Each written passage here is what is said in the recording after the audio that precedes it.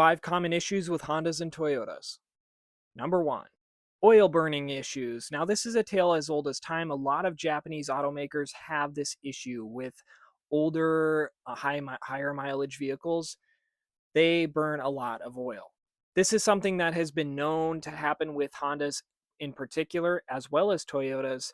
Their four cylinders and some of their V6s, some of those old Honda V6s, can consume a lot of oil. So, if you are in the market for a used Honda or a Toyota, just be aware that it could be an oil burner, and that's something you should have some knowledge on and ask the previous owner if it burns oil. I know for a fact some of the older Honda Accord V6s had major oil burning issues, as well as some of the older Toyota Corolla four cylinders burned a lot of oil as well. Number 2, paint quality issues. A lot of Japanese automakers don't use the best auto paint, and it really shows over time. If you have an older Japanese vehicle, you'll oftentimes see a lot of paint fade or UV issues on the paint where it kind of yellows over time. This also applies for Japanese vehicles that are in the salt belt. They rust out easier.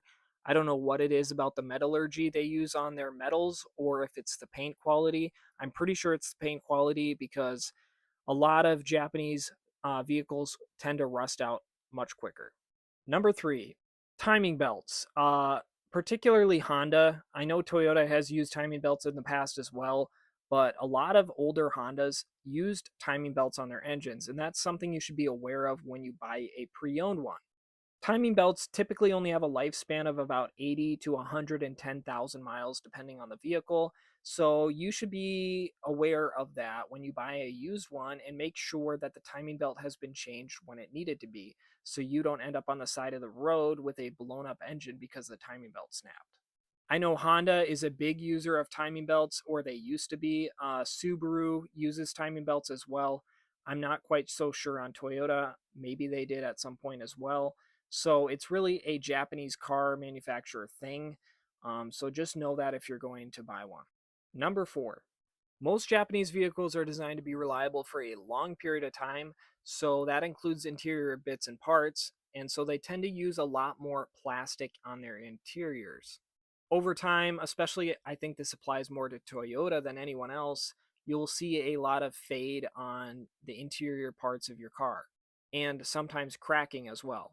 So I would just recommend if you're looking to buy a used one to go through the entire interior, check everything, make sure everything is functioning as it should, and that there is no cracks or fading on any interior bits and pieces on your dashboard, on your door panels, and your center console.